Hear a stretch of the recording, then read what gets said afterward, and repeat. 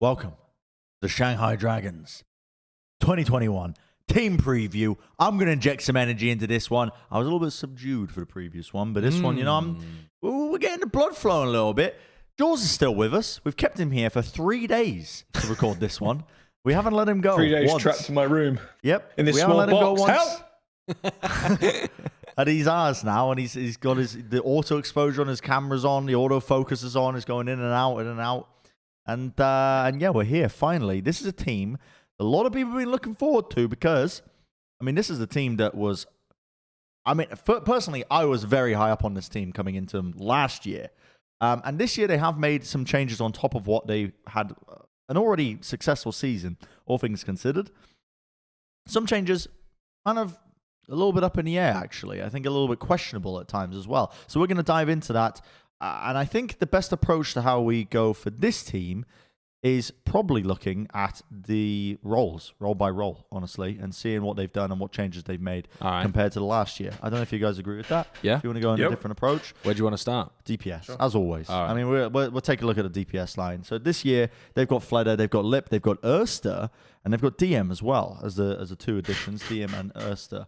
Yeah. This DPS line is cracked and stacked. It is unbelievable. If you look at the talent that's here, they're going to be fulfilling all sorts of roles. Any sort of meta they really realistically want to cover, from what I can see on face value here, they've got it. And this is one of the biggest issues that teams found that they were running themselves into in the last year with the hero pools, was lack of DPS flexibility. This team is not going to be having that problem. Yeah. You talk about DM being an addition as well. They actually, they let him go in the offseason and then brought him back, which was really weird. They didn't really use him very much last year. Like, they used him occasionally. Whenever they did use him, they had a lower win rate. But when you watched him play, he was popping. Yeah. Like, he's extremely, extremely skilled. But it seems like the Shanghai system from last year really relied on their team coordination rather than playing they didn't do well in sniper metas. They did much better when they were playing more like team play, coordination metas. It just, for whatever reason, that seemed to be the weird low point of the Shanghai Dragons last year, was integrating DM with this team, despite the fact that he's so cracked. He's actually like one of the S-tier talents that we have on Hitscan. I keep saying it that he would be my pick if I was to make like an all-star team. Yeah. DM for like the last 2 years has been my Hitscan pick. Really? Yeah, maybe it would have been Ants last year at the end of it, but Ants isn't in the league anymore, so I go back to DM. Sad. He's so good. Yeah, it's insane. It's hard to.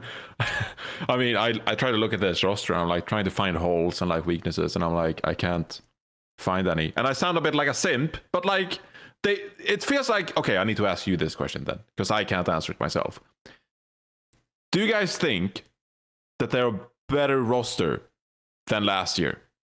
Because I want to say yes. With the addition of Fate and Erster, I think that this roster might be better than last year, which sounds insane given how good they were, especially in the regular season last year.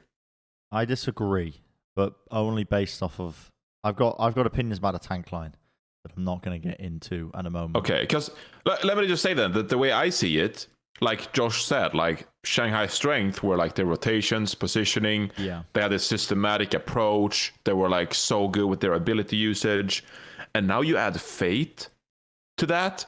I do think that Fearless added like his kind of like flair to it, and like he looked so fantastic last year, especially on some key heroes, like for example the Winston, right?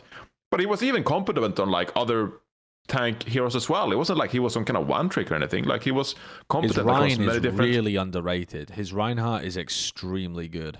Yeah, I remember that Blizzard World game. He like came out in, I think it was like the Countdown Cup finals. And he played like the Rhine. I was like, this is really good. And like, we've barely seen it all season, right? But it's because people don't see his Reinhardt. So they probably like assume that like, oh, they probably don't play a lot of Reinhardt because Fearless is pretty bad at that hero. But like, he is competent across many different roles. But I think that's Fate. When I think of Fate, and we talked about this in the Florida Mayhem team preview as well, he is I look at him as like a big leader, big presence, and he is a bit systematic. And I think he brought some of that systematic approach to the Florida Mayhem, and that's part of why they were successful last year. So it just has me thinking that Faith is obviously going to love this system that Moon has built, and now you're reuniting Moon and Faith from the LA Valiant, those couple of seasons. So I just look at this roster and I'm like, wow, this is going to be an even scarier team to go up against, because I do think that they'll continue to be dominant the way they approach the game, and might even be better doing so. I want to put in a word about Erster before we move on to the tank line, because I do have a lot of opinions about the tank line, and I think that's the decisive thing about this team. But everyone knows that Fleder and Lip are unbelievable. But the holes for Shanghai last year were, one, the integration of DM into the team when they were playing heavy sniper metas. Didn't really work. I still want to see that function for next year. But the second part, the other big area where they struggled was in the Summer Showdown, when Fleder was required to play this hardcore, heavy carry style of Genji. And instead of... And it just seemed like the team did not understand how to load all of their abilities onto one player. And I know that might sound dumb, because I think it was almost a more formulaic meta than they were good at. Like, they were good at much more complicated metas than the Summer Showdown meta. But they just really struggled to put Fleder in that position to succeed. And Fleder himself seemed to not want to play that style.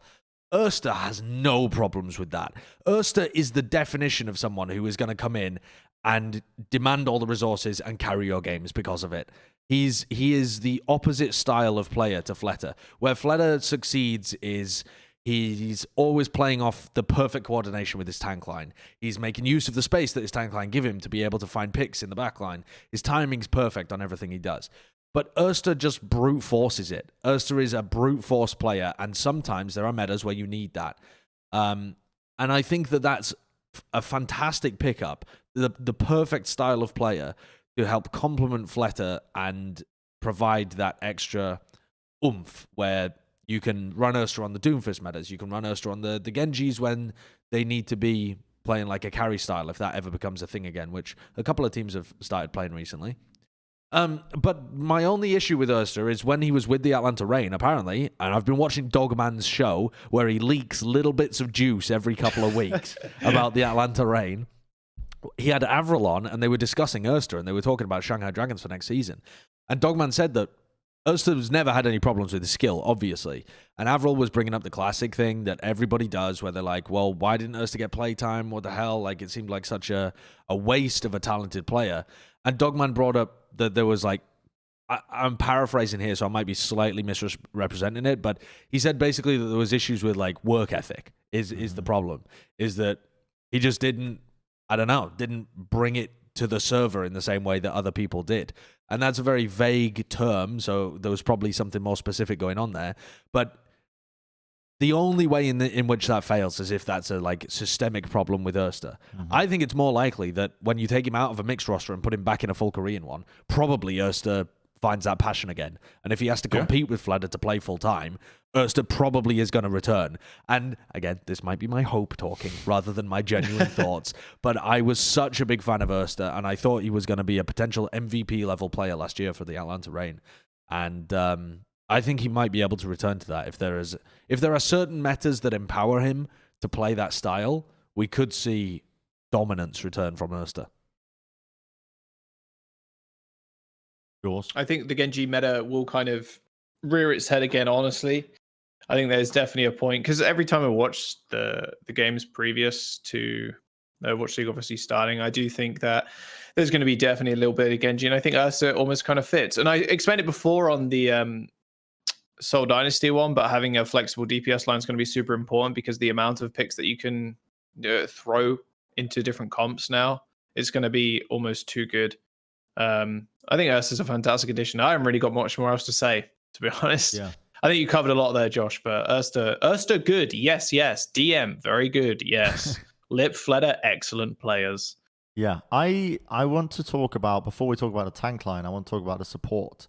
line of this team, if God, that's you're okay. just teasing the audience. Because my point that I want to go into with the tank line, we need to settle the context of the support line, I think, beforehand. At least in my mind, Johnny seems to just want to fucking bust a nut, bro, straight away. You want to be going straight for it. But listen, I want to talk about the support line a little bit, which is the Izayaki, Lee Jae-gon, and Molly, which I think Molly's the most recent addition to this team. Yep. And this is a team with tremendous amounts of playmaking so far of the things we listed out. With the DPS line, I think, with the addition of Erster, and the support line as well. Like, Lee Jae-gong is going to create moments for you on Lucio if it comes across a Lucio meta. This is a team where you're not going to have issues in that capacity with this. And I look at the support line as well. I don't really see where Molly is going to be getting playtime.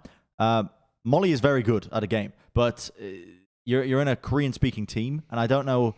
That might be an obstacle in terms of getting Molly playtime as well, alongside the rest of them. I don't really see... because you don't know how well he speaks Korean, though. So yeah, exactly. Well, yeah, I don't know. But I can only assume that that's going to be a problem, I guess, for them. I don't know, because especially a lot of these Chinese teams, a lot of them, I think, tend to pick up some Chinese players as like a bit of fan service almost to the local crowd. And they're very good players, but sometimes it's hard to make them fit in the roster and make them work. And I am a little bit concerned that Molly might be one of those players, but Molly's very good. Molly should see playtime. At least I hope so anyway. But the support line itself, I mean, you just look at, if you assume that Izayaki and Lee Jae-gong are going to be the primary people who are playing, I mean, my God, that is, again, a correct support line alongside a star-studded DPS line as well. I mean, Izayaki, I think, plays the perfect style of flex support that you need alongside Lee Jae-gong. You don't need two people who are going to be inting. You just need one. And that is the right mixture. You've got it there with this support line, in my opinion. Yeah. I mean, this might sound ridiculous, but I think this is the most underrated support line in the league. And that's going to sound like a ludicrous comment, but people never talk about Izayaki when they talk about best flex supports in the league. They never mention his name. It's always Violet, Alarm, and then people go to like Jonak or Shu before they go to Izayaki. Seriously. They go to like Twilight in the top 4 sometimes. Sure, which is exactly. And Twilight doesn't even play all the time. Like, it's monstrous how much people overlook Izayaki. And then also Lee Jae-gon he's always around the top level whenever people talk about main supports, but ever since Super did that VOD review of how much they counter-stratted and punished Lee Jae-gon in the final, there's just thousands of people out there who believe that he's just a feeder, that he's just, it's like it's the bumper narrative all over again, but for Lee Jae-gon. Yep. And I think people don't get like how much they win their team's fights all the time. Like, the impact they have is enormous. Now, is Lee Jae-gon perhaps a little too one-dimensional in how he plays the Lucio? Maybe. Does it only get punished in very specific occasions? Yeah. So when you're a player that has that level of skill and ability to impact the game, because his game sense is also fantastic in terms of like finding targets to go and pressure to help his team. You know, he's not just randomly running around trying to take 1v1s as Lucio. Like, he's picking his timings and going after people that are actually going to make an impact in the game. And like going for big, important, impactful boosts as well. So that's all good. People forget that Lee Jae-gon is the best brig in the league. Assuming that you are just narrowing that down to main supports, and Alarm isn't in the conversation because Alarm's not normally going to be playing Brig. But okay, if you're just talking main supports, Lee Jae-gon is better than everybody else and it's not even close. It's not even close. Like, there's no one who's even close to being on Lee Jae-gon's level. The impact this guy has on Brig is monstrous. I am a full-on fucking 100% Lee Jae-gon sim, and this backline is unbelievable. Molly's not going to get any playtime, unfortunately. I don't think so. Maybe he gets fielded once or twice because he is a really good player, but not regularly. People need to give this backline more respect. His Mercy as well is really good. Molly might see playtime in a double flex support meta. Yeah. If we do see that. Because I think Molly was the best part of Chengdu, honestly. No cap. Like, genuinely, I thought Molly was so underrated.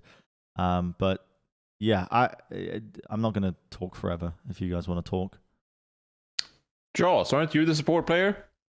Me support player. I think it's sometimes hard to estimate how well your main support is doing, because the Papega take is always like, oh, he not in kill feed, therefore he do nothing. You know what I mean? Like he randomly die, therefore he bad. It's like, no, he actually sets up a ton of stuff. Also, a lot of like observing that goes into Overwatch 2. Like you're not always going to be focusing on the Lucio doing stuff, you know?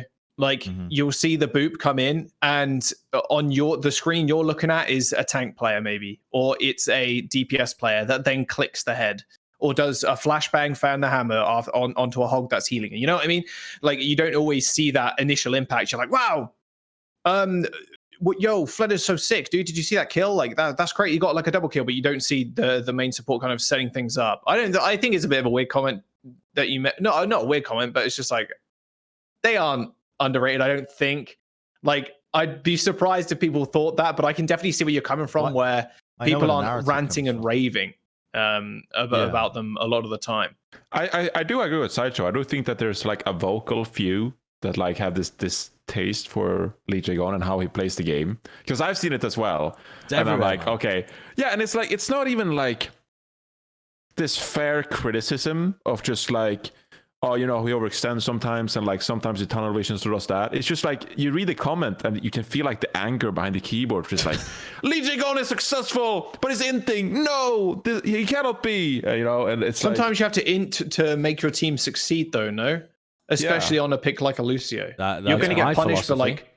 Well, the difference is I'm not going to get into it. We'd spend 2-3 hours on this video if we wanted to get in the differences between you and Lee Jae-gon. But I mean, sometimes you do have to go for these inting plays where you are going to get naded by Ana, where you are going to get slept or hooked or something, you know, just to set up your team for success. The Lucio does have to int sometimes to find value for your team that isn't necessarily something on the kill feed that has your name killing someone else. You know, it's, again, I think support is I've always believed support is a role that is sometimes overlooked, especially to like a more casual audience that looks at the game and can't really see the initial impact, because one, I don't think they're like observed as much either on because who wants to see like a Lucio just zipping around the map when you can watch a Widowmaker, when you can watch a Winston jumping in, you know what I mean? It's a very, I think, underappreciated role when it comes to how much impact you can have on the game, because if you do slow down things and watch VODs back, or even like replay viewer, and you can just permanently stick on that one person, you're like, damn, this guy's getting value, dude. Like, that is crazy. It's like the very small things, especially with Lucio players, that aren't kills, that are just generating you ridiculous value. Maybe I'm saying that because I'm a sport player, but... Just to wrap up the conversation, all this said, though, I think that you cannot look at Lee Jae-gon and say that he's underrated. Because I think he's consistently rated top 2 in the league by pretty much everyone ever. And it's like, most of the time when you compare like Lee Jae-gon to any other main support, people say like, well, you know, I would have put him in my team if it was not like for language barrier. Stuff like that, you know, like when people think of fantastic main support, I think almost every time people mention Lee Jae-gon. But I do think you do have a valid cause with Isayaki, though, and people not mentioning Isayaki enough, because I remember watching the replays of May Melee and when they reverse swept Seoul Dynasty, and I even like could have seen the case for him being man of the match or like player of the match for that series, because like he was so good the way he like used his nano boost and Ana overall. Like he is one of the better flex supports in the league. So I mean, I think this is an insane support duo overall. Just to add on to your points as to why I think Izayaki is underrated in the general community, and I think it's because of the narrative that we built in the Overwatch League broadcast when he was coming into the team for the Valiant, which was that he was supposed to come in and revitalize this team, you know, be this real spearhead player, similar to a lot of playmaking support players, and he just didn't do that. And it kind of like crashed, but we set up that narrative, which didn't come true, and it's still pervasive where people don't see him in the kill feed as much, even though you can see from his gameplay he's getting value. His Discord orbs in the right place, his positioning's perfect. Yeah. He's in the right place at the right time, always. It's the supportive flex support player, which is very rare. And you've got like this switch up of roles where Lee Jae-gong is the one who's the playmaker, when normally the main support role is reserved for the one that's playing more passive and supportive. Yeah. He's also got great when he plays Ana and when he plays Zen particularly. There's a lot of times where you'll watch him and he's able to fend for himself in the backline because his mechanics are really good. So because his mechanics are that good, it frees Lee Jae-gong up a little bit. Especially when Lee Jae-gong's playing Lucio. When Lee Jae-gong plays Brig, he plays like very tight to Izayaki and tries to generate value in that way. But when Lee Jae-gong's playing Lucio, Izayaki can fend for himself a bit, and they trust him to fend for himself because his mechanics are super high as well. That's what separates you from like a mid-tier support, like especially when you're playing Zen or Ana. Just being able to survive on your own and distracting 1 to 2 DPS by like even a tank, you know, if you just survive, you're generating value even though you're not healing anybody. You know what I mean? Because you're living, which means your teammates are now killing their backline and their tanks can't peel. And then you hope, obviously, their supports end up dying, you surviving, you being able to run away. That's the biggest value, especially as Zen too, which is an extremely good like duelist against something like a Tracer. Or like can be good if you have sicko mode aim, like people like Jonak and Izayaki, etc. If you can survive the Tracer dive, or even if you kill the Tracer, just think of the value that you're generating. And I think, I agree that Izayaki may be a little bit underrated, and his game sense and being able to position well as well is just contributes to the success of the Shanghai Dragons, especially allowing, like you mentioned, Lee Jae-gong to then go off and int on something else. Not int, but you know what I mean. Generate value somewhere. This brings us on to the tank line of the team, which is this is what I wanted to set. I wanted to set the stage with the team that we've got so far. And when you look at this tank line, this is where I start to take a difference of approach, or at least my opinion differs from everybody else's, because I feel like they have downgraded this year with the tank line with the addition of Fate over a player like Fearless. Not necessarily Stan 1. I think Stan 1 had some ups and downs, but I look at this team, and my immediate criticism, where my brain wants to go is, well, you've kind of, I think with the addition of Fate, I'm like, well, is there some form of like nepotism going on here, where you've got Moon, who likes to like play with Fate in his system, and that's the reason he's brought him up. Fate's still a good player, but I don't see him reaching the same peaks as a player like Fearless does, a player like Stan 1 does. But then I kind of second guess myself, and I play devil's advocate. Stand 1? Do you think Stand 1 is better than Fate? No, I don't actually. I take that back immediately. But this is what I'm talking about, Johnny. I like to play devil's advocate in my head. I just wanted to clarify so Reddit doesn't, okay? I tried to save you. I care for you, I say sentences, and then I'm like, that was wrong. And then I take it back, and I'm like, it's too late to take it back. Okay. Josh is talking. I said sound very early. It's okay. I just wanted to clarify, Bren. I care for you. Yeah. But the point I wanted to make is that I think Fearless had higher peaks and has, I think, more potential than a player like Fate, because we've seen Fate play. And I think the reason Fate got picked up is because he fits like this system of what Moon wants to build. But then I look at the rest of this team and where Fate encompasses in the rest of it, and I'm not too worried anymore, because you've got the playmaking aspects in other areas of this team, in the DPS line and the support line. You don't need that in the tank line. Instead, you can have this rock-solid foundation of this tank line, which is Fate, and I think Void, who's one of the best off-tanks in this league, I think... I stand by the point that I think he's the second best, I would say, off-tank in the league, second to Troy Hoban. But that's the overarching point I wanted to make, was that I think, in my eyes, it's a downgrade, but when I think about what this roster is capable of, I'm not too worried about this move. In fact, I'm wondering, is this the thing that they were missing all along, is that, a main tank player that's going to be working well into Moon's system now? Because previously, that was it. They were having these issues where they were swapping out the main tank all the time in the previous year. They had moments where they were putting in Stand 1, and the performances weren't good. Like, they were having downward trends. That in the entirety of last year, they put Fearless in, suddenly they're looking good again. And that was always a big puzzle piece for this team. But now they've got Fate in, and I wonder, are they actually better than before now? In the long term, maybe, if he does integrate like you were saying. Yeah, I had when I saw that Fate had been signed to Shanghai, I did just have concerns, because Fearless was such an important part of last year's success. They played a lot of Winston comps. They got a lot of value out of that. Like I said, when they played Rush comps as well, Fearless was fantastic in that role too. He didn't really play the Orisa comps particularly well. but they had stand 1 to be able to fill for that. So it ended up being a functioning system. No idea how good his ball was, but that applies to a ton of different people in the Overwatch League because it hasn't been a solid meta at any point. But the main reason that I was worried about it is that Fate is a team leader and is very vocal. At least that's reports from when he played with the Valiant a lot. And the Mayhem actually as well. And I worried that they were trying to fix something that wasn't broken, you know?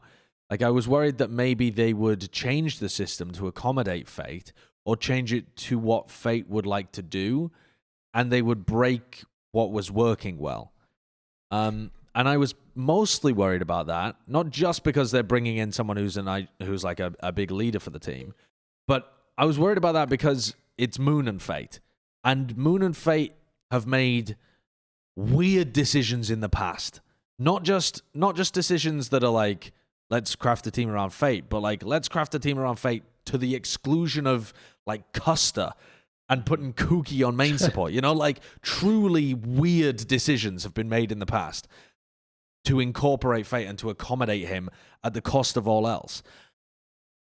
But after watching them play in the Nexus Cup, and it's a tiny little sample size, they played exactly the same as they did before, and Fate was a fantastic component of what they did.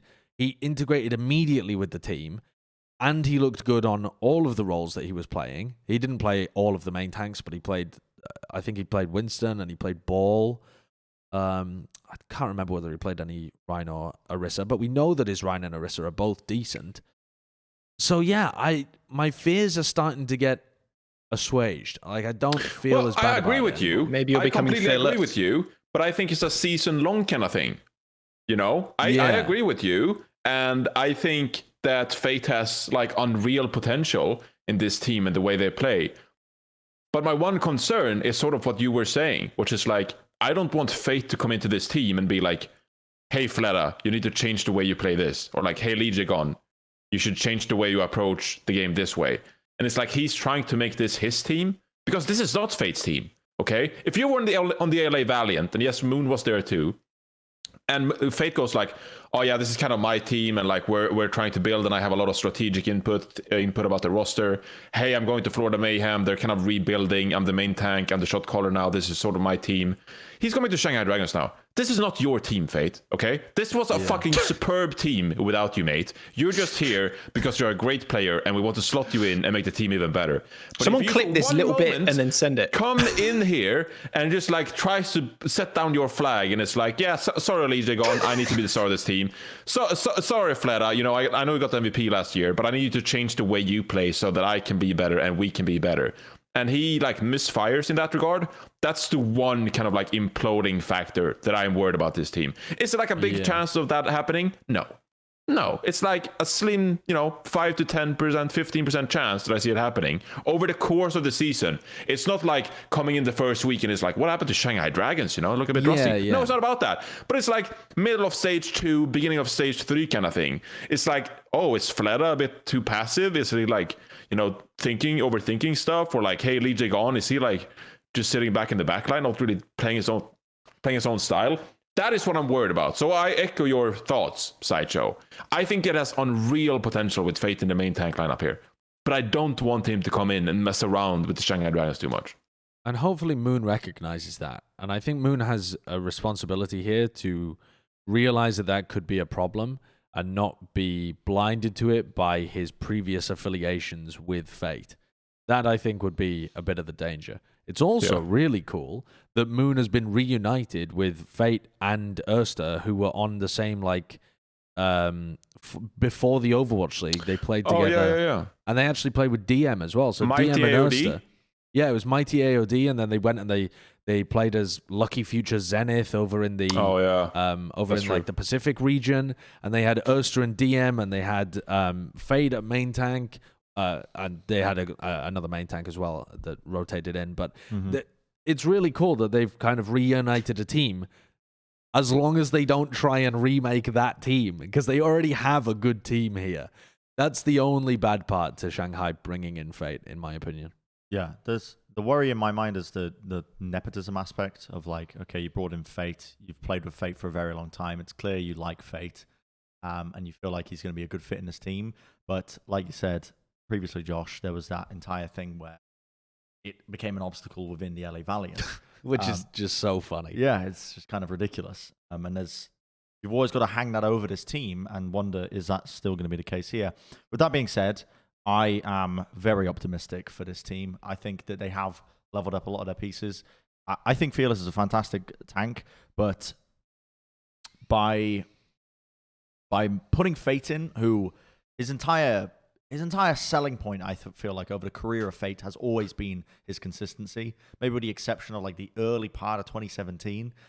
It's always been that he has just been a rock-solid player alongside Void now as well. You've got a fantastic tank line to surround this team, and the real meat of it is going to come from the support line and the DPS line for me with this team. I'm putting them in the S tier. I'm doing it. The newly created S tier. Damn, that's crazy. Newly formed.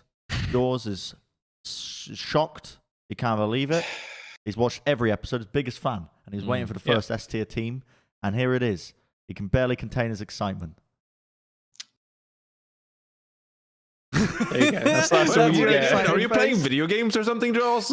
No, I was closing a window. I was trying to move. So I had the Wikipedia up. That's very mentally distracting too. Yeah. What's your rank, Jaws? Sorry, Johnny. What's my rank? What do you think? Does he think? Can't go too far out the window, can I? Like out of the box on this one. Fortnite card. $19 Fortnite card. Who wants it? S plus. S plus? You're just inventing shit. You're throwing a plus into the S What do tier? you mean? No, wait, what? What do you mean I'm inventing shit? S plus is a real rank. Okay. That's the highest rank possible, It's the right? very highest rank you can possibly get. Yeah, in our because you can get S arbitrary plus in ranking Advance system. Wars for the Game Boy Advance. Holy moly. That is S plus, baby. high praise. Yeah. Yeah. Johnny. I think there's only one team in the league that's S plus, and I don't think it is the Shanghai Dragons. I think this is an S tier team. But that all being said, and me saying that, I might even predict Shanghai Dragons to win the 2021 season with this roster because I love it. That's crazy. That's crazy. He doesn't deserve S plus. That's crazy. I haven't yet. I said I might do. I'm thinking about it. That's how high I rate this team. Yeah. I think people are bored of Shanghai. Sorry to interrupt, Sideshow. I know you're showing, but I think people underrate Shanghai still. I think they're a bit bored of Shanghai, honestly, because they were so dominant. It's a bit like New York Excelsior when they were so dominant in 2018. It was like, yeah, well, we're kind of bored of New York Excelsior. But would be fun to see another team like try to contest New York, and be better than them. I think, honestly, people think of that about Shanghai Dragons. They're like, yeah, they're good, but they're not. And I'm like, what are you talking about? Like, they're fantastic. Yeah, Shanghai are actually my favorite team. I don't mean that in the sense that like I think they're the best team in the league. I think they should be actually a little disappointed with how last season ended up. The fact that they reached like third overall and didn't even make the finals. They ended up losing to the Seoul Dynasty. I think they should be a bit disappointed about that. And the fact that they didn't win every title. There's still things to... Their dominance can still be improved upon within the APAC region, even as the APAC region gets more and more competitive. But they're my favorite team because I just love the way this team plays. They have such a vision of how they want to play the game. I love watching Void. Their positional play is second to none in the league. And yeah, they are incredibly fun. They're like NYXL, but evolved. The old dominant NYXL, they took all of the great things about that team and just evolved it and brought it into the current pace of the game. I love watching them. They're an S tier team.